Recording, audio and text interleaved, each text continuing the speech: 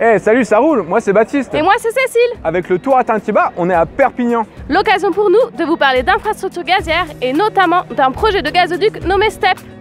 Comme vous pouvez l'entendre à ma voix, je suis un peu malade. Donc aujourd'hui, on va vlogger tous les deux. Youhou!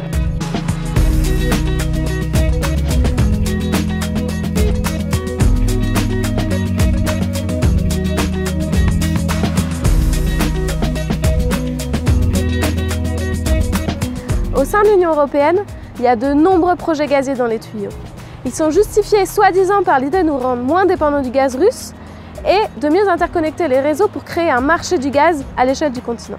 Mais tous ces projets gaziers y posent de sérieux problèmes. Le premier problème, c'est celui du dérèglement climatique. Le gaz, contrairement à ce qu'essaie de nous vendre l'industrie fossile, c'est pas une énergie de transition, c'est une énergie fossile.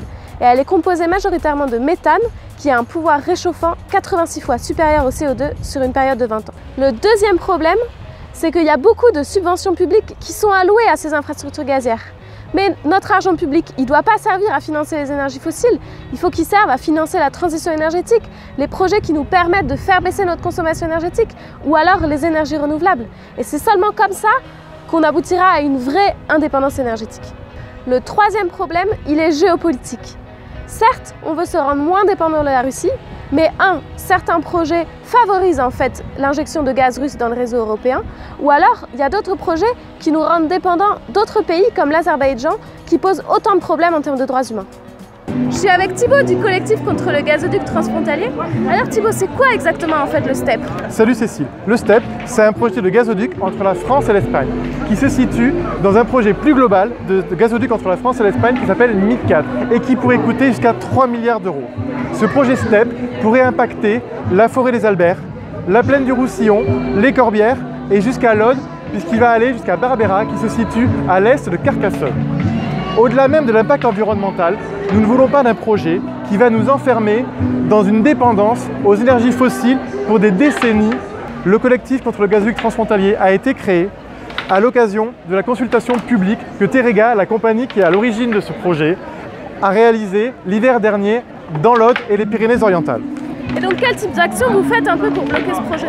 Nous, ce que nous cherchons, c'est à mobiliser, à informer et à sensibiliser la population sur ce projet, sur les risques de ce projet. Pour nous, c'est un projet qui est climaticide et qui économiquement est un non-sens.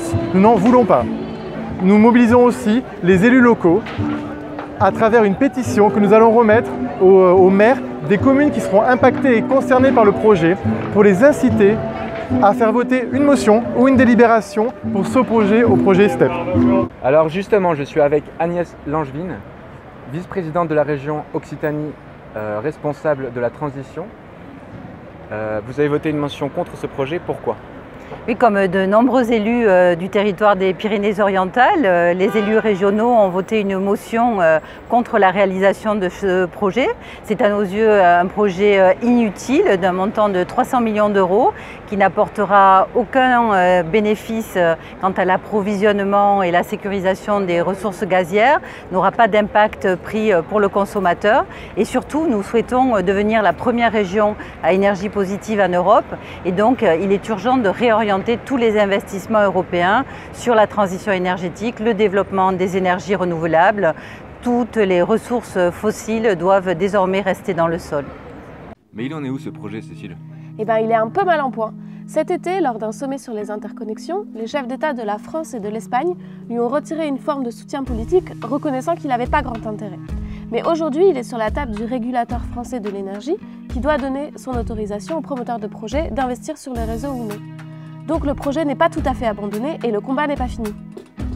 Alors si toi aussi tu veux stopper le développement des infrastructures gazières et ce projet en particulier, tu peux écrire aux élus des communes concernées pour qu'ils adoptent une délibération contre ce projet. Ou alors, si tu veux en savoir plus sur les autres luttes locales à travers le continent contre les projets gaziers, tu peux rejoindre le réseau des gazcivistes. Et surtout, n'oublie pas de t'abonner à notre chaîne. Parce qu'on est Plus chaud que le climat! Plus chaud que le climat, on est plus chaud, plus chaud, plus chaud que le climat, on est plus chaud, plus chaud, plus chaud que le climat, on est plus chaud, plus chaud, plus chaud que le climat. Deuxièmement, c'est un projet inutile, parce que les interconnexions existantes entre la France et l'Espagne